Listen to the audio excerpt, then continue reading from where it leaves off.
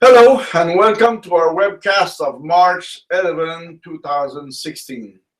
My name is Christian Lebré and this is Amy Ashbrook, Hello. Director of Toujours Vivant, Not Dead Yet.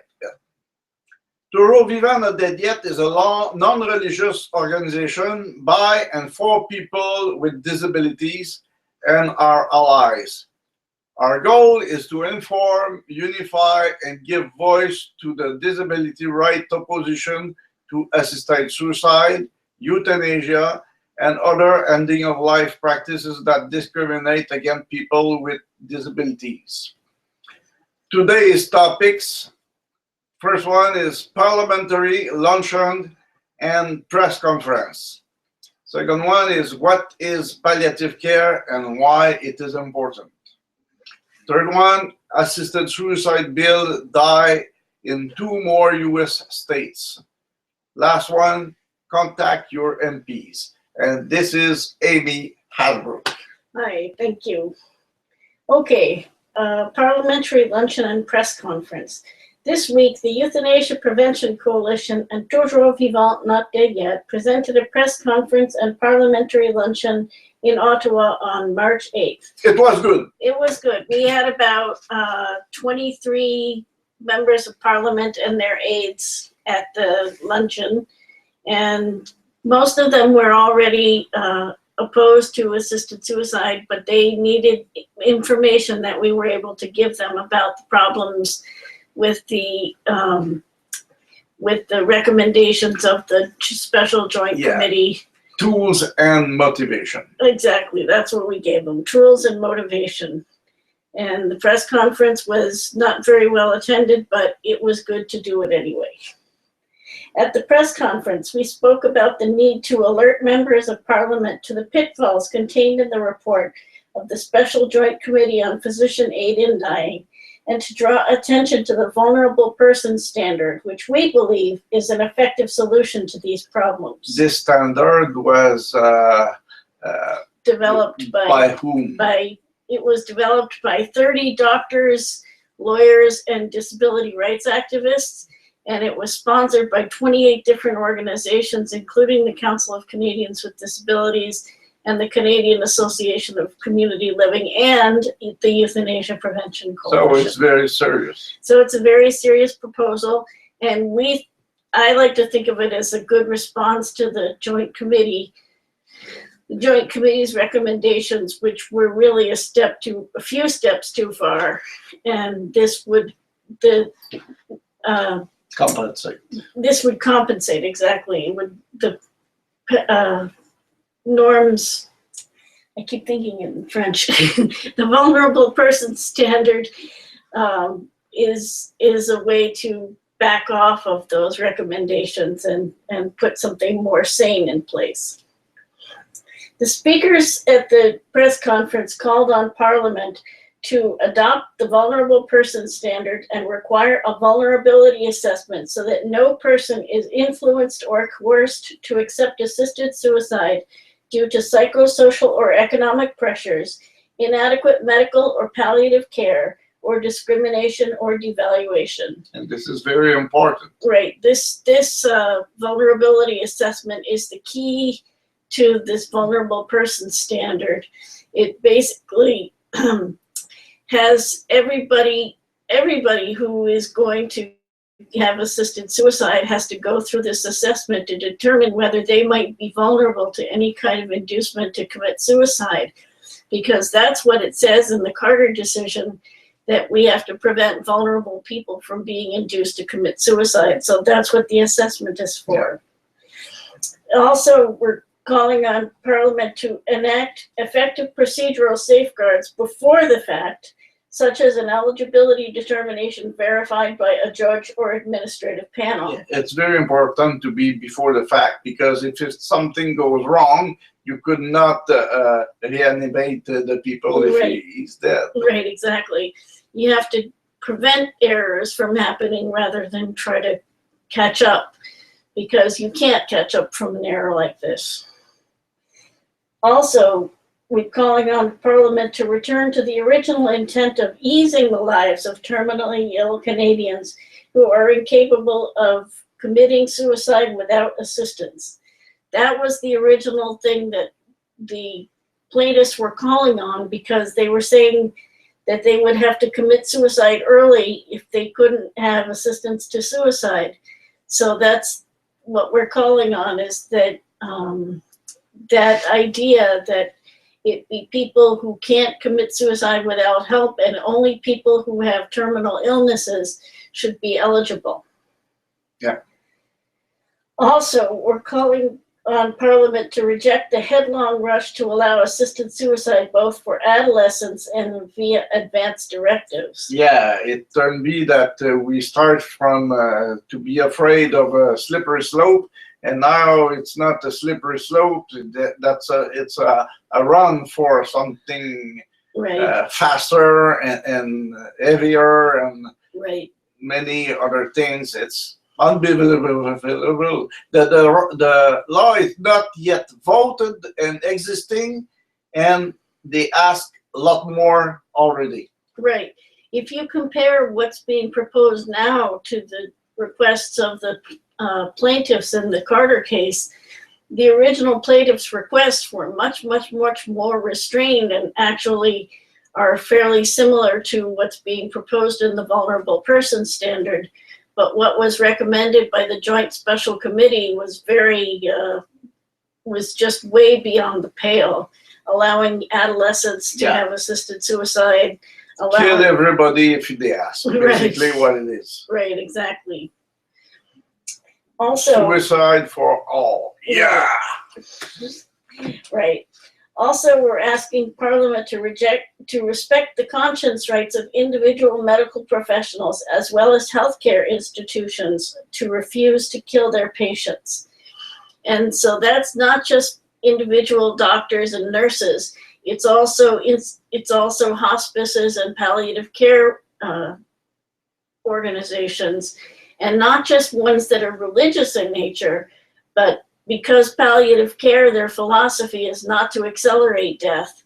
It's also based on the palliative care philosophy. They should be exempt. And it doesn't mean to over care the people. Right. Yeah. Doesn't mean to drag out the treatment longer than the person wants it. It just means that the person shouldn't have their death accelerated. And yeah, that. Oh, yeah. Also, reject assisted dying as a form of medical care. That's certainly something we need. Basically, killing is not a care. Right, exactly. And that idea that it's medical care was adopted by Quebec as a way to get around the federal law.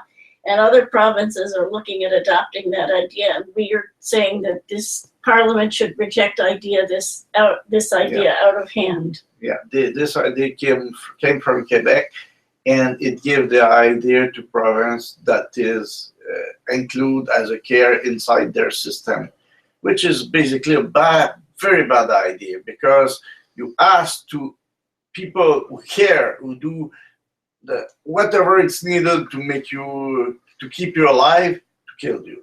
So it's becoming a kind of completely opposite thinking, and it's very crude and very rough to people who do that. Right, exactly.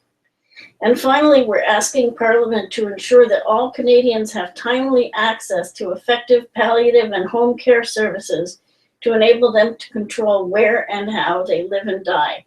So that's not just palliative care.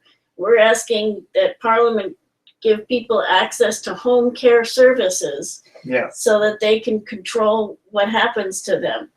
And a good example is what's happening with your father. Yeah, my father lived something like that.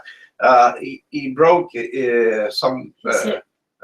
It's not his pelvis. Pelvis. He broke his pelvis, and what happening is doing relatively well, and he wants to go home.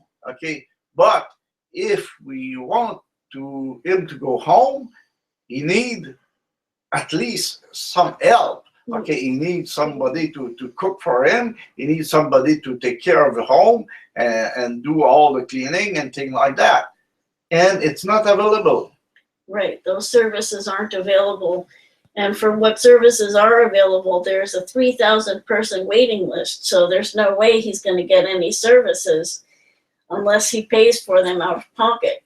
And that, in Canada's health services, is not supposed to be a two-tier service, but if only people who can pay out of pocket get the service, that becomes a two-tier service. Yeah.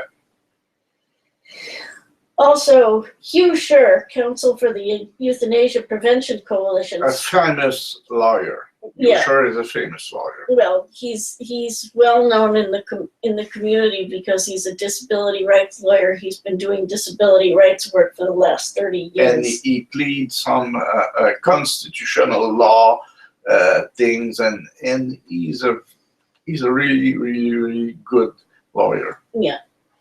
He spoke about the need for before-the-fact oversight, approval by a judge or expert panel in order for euthanasia or assisted suicide to be granted. So he put the emphasis on that piece because, again, you want to catch the errors before they happen rather than try to catch up afterwards. Yeah, for the same reason that we had till a few minutes ago. Right. Also, he also spoke of the importance of transparency, of stating on the death certificate that euthanasia or assisted suicide is the cause of death in these cases, as opposed to the underlying medical condition. Yeah, he tell that we could not base our legal system on a fraud. If you do that, you broke the system. Basically, it was his argument, and it's kind of powerful argument. You could not base a law over a fraud. Right, exactly. So if you say on the death certificate that the person died of MS, or, you know, if it's a case of somebody with a psychiatric condition, if you say the person died of depression, yeah, something goes wrong. That doesn't make any sense because depression isn't something that kills you. So that would be really bizarre. Yeah. So that would be basically perpetrating a fraud on the legal system. Speakers at the Parliamentary Luncheon included David Baker, attorney for the Council of Canadians with Disabilities, who also is a longtime disability rights lawyer, Dr. Catherine Ferrier from Physicians Against Euthanasia, well known, yeah. Aubert Martin, executive director of Living with Dignity, and Dr. Robert Gauche, a palliative care physician. And you forgot somebody. Amy Hasbrook, who spoke to. Yeah, I spoke about the effect of allowing assisted suicide and euthanasia for psychological conditions and how that has a disproportionate effect on women. Since the event was held on International Women's Day, I felt it was important to bring that point up. So we talk about it a lot, but what is palliative care and why is it important? The Carter case said that people had a right to assisted suicide, but it didn't say anything about palliative care. Yeah. The recommendations of the Special Joint Committee proposed a secretariat and a major bureaucracy, but still didn't guarantee palliative care for all Canadians. Every bureaucracy to guarantee that you will be killed, but there's nothing in favor of to be care of. Right. So you're guaranteed to be killed, not to be cared. Right. They want to create bureaucracy around palliative care, but they're not guaranteeing that people will actually get the service. The vulnerable person standard calls for each person to have access to palliative care. Right now, we know that only about 30% of Canadians have access to it, but what is it? And 30% you is a have high to, estimate. Yeah, you have to define what is palliative care, and we think it's a lot less than that. Right, exactly. What we're going to give you is sort of the ideal of palliative care, and a lot of times what people get is nowhere near this ideal. Yeah, they receive a little bit of morphine and they call it palliative care. Or they might get pain relief, but no other assistance, no help with family problems, no help with being able to live in their homes. Most receive just a part of what it should be, palliative care. Right. But here's what it really is supposed to be. According to the World Health Organization, palliative care is a range of treatments. Oh, World Association. World Health Organization. Yeah. Palliative care is a range of treatments that improve the quality of life of patients and their families facing the problems associated with life-threatening illness through the prevention and relief of suffering by means of early identification and impeccable assessment and treatment of pain and other physical, psychosocial, and spiritual problems. Yeah, That's pain a is long very sentence. important, but it's not It's not the only the only thing, thing. right? Because when we It's talk, the more urgent. right, and we'll get into some specifics here, but when we're talking psychosocial problems, that could be anything from family pressure to,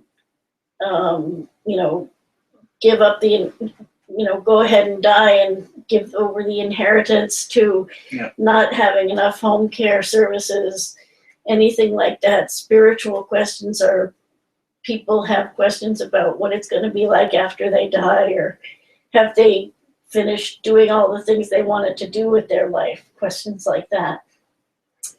Palliative care provides relief from pain and other distressing symptoms, so symptoms that are associated with treatments for cancer, for example, chemotherapy or radiation therapy, pain and nausea and that kind of thing.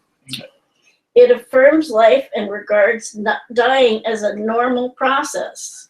So it's not about being afraid of dying. It's about understanding what dying is and going through that process with your family. Yes, it is. Palliative care intends neither to hasten nor postpone death. So it's not hurrying it up and it's not slowing it down. Yeah. So if somebody wants to refuse medical care, wants to stop treatments that are really causing a lot of problems and aren't helping at all, they can do that. And it's not about hurrying the person up toward death. Hurry up, Grandma, we want to get your inheritance. It's not that either. It's about going the natural course of death. Palliative care integrates the psychological and spiritual access of patient care. So the person might have questions like, why did this happen to me? And what happens to my family after I die? Those are some important questions that palliative care specialists can help the person answer. Palliative care offers a support system to help patients live as actively as possible until death. Yeah, it's important because palliative care could start many years before the death. And the people should live to the end, and a part of living is to be active. If you don't do, something goes wrong. Right, exactly. All palliative care offers a support system to help the family cope during the patient's illness and with their own It's bereavement. hard for the family. Right. To lose a person in their family, it's hard, and they need help and support as well, especially so they don't stress out the person who's dying. Looking somebody who you care for dying is very difficult. Yeah, watching them die is very hard. Palliative care uses a team approach to address the needs of patients and their families, including bereavement counseling if needed. And it enhances the quality of life and may also positively influence the course of the illness. So if the person is less stressed because their family is less, there's less conflict in the family, that could help their health. Yeah, and even sometimes prolong their life. Right, exactly. So it helps people really live to the end of their life, not just stop existing until they die. Yeah. Palliative care is applicable early in the course of illness in conjunction with other therapies that are intended to prolong life, such as chemotherapy or radiation therapy, and includes those investigations needed to better understand and manage distressing clinical complications. So it helps people deal with the side effect of medications. But one thing we didn't mention here is that it's not just for people who are dying. No. Palliative care is any kind of pain relief for people with I receiving right. palliative care. Right. Because I am suffering of spinal stenosis and arthrose, osteoarthritis at my spinal too, and so it's very painful. So I receive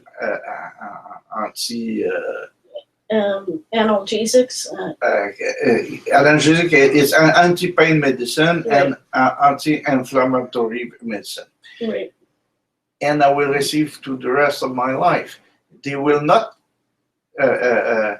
cure my sickness. It's impossible. This is a degenerative sickness. But it could go for 20 years. I don't know. I receive palliative care. Palliative care is some caring that you do in place of trying to cure the sickness. Right. That's basically what it is. Right. And since everybody is a whole person, they're not just one or two symptoms. Palliative care is really for everybody, but most doctors don't get any training in palliative care. Doctors get about 8 hours worth of training in pain relief during their training as doctors, but very few people specialize in palliative care. And government is very bad about it. It doesn't receive any money since 2 years now. Right. Well, that's kind of a different That's a issue. kind of complaint, but if I had been a nervous people, I may have developed some kind of mental illness of some kind. I do not have, but for some people it could be some kind of risk. Government is not done good about it. Okay. Palliative care can be delivered in a hospital, so in a special section of a hospital, in a hospice, or at home. And again, sometimes when they deliver it at home, you don't get all the services that you need, like, the husband of one of your sisters. Right. My sister's husband didn't get all the services they need. They sometimes needed a personal care attendant more than they had it. People who was there was giving good caring, but not enough time. Right. Not all the caring is fulfilled. Right. Was fulfilled. Sorry. Right, exactly, and the care wasn't very coordinated, even though she was getting her care from a palliative care center that's supposed to be highly recognized and really good. It wasn't very well coordinated, so that was kind of frustrating. But which just goes to show you that what is written here is the ideal, and what the reality rarely lives up to the ideal. Yeah, so the 30% who receive palliative care, maybe they don't receive the full range of palliative care. Right, right. And as we said before, it's not only for people who are dying, but for any person who lives with chronic pain and the difficulties that come along with it. Because when you have pain, you can't always do all the activities of daily living, so you need help dealing with things. And if you can have somebody come into the home and help with housework or whatever you need, that can be part of palliative care. Yeah. Palliative care is a relatively new field of medicine, being established in the 1970s by physicians such as Dr. Balfour Mount of McGill University in Montreal. Yeah. And he's known as the father of palliative care in North America because he established the first Center for Palliative Care at the Royal Victoria Hospital in Montreal. Yeah, and there was a little bit more palliative care from Europe. He can take he took the idea from a center in England that had been established before that. He visited their hospital and then he came over and established the Center of the Royal Victoria. Palliative care centers are facing a conflict because of the legalization of assisted suicide. which runs counter to the philosophy of neither hastening nor delaying a natural death. So, because of the thinking will change, probably people who finance those houses may change too, and maybe either the personnel who operate it. Right, so it's not just religious organizations that are stuck in that bind. It's also ordinary palliative care organizations, because their philosophy says don't accelerate death and don't slow it down. And they have a choice right now, or unless we can get Parliament to not force them into providing assisted suicide, they might end up facing a choice of either providing assisted suicide, which is against their philosophy, or they might have to get financing elsewhere than from the government because they won't provide assisted suicide. Yeah. That's going to put them in a terrible bind. Yeah, it's very annoying. Right.